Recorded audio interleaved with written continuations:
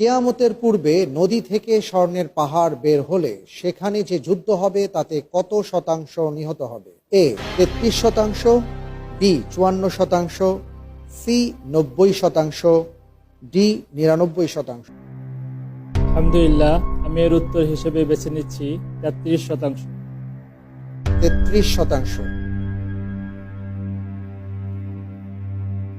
একটি হাদিসের মধ্যে রাসূল সাল্লাল্লাহু আলাইহি ওয়াসাল্লাম এই ব্যাপারে সতর্কবার্তা দিয়েছেন। আপনি বলছেন এ 33%। আমি লক করে দিচ্ছি, ফ্রিজ করে দেওয়া হোক এ।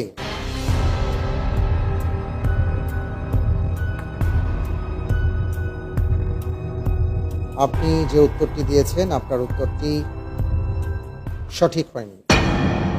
আলহামদুলিল্লাহ আলা কুল্লি হাল। উত্তর হচ্ছে ডি 99%।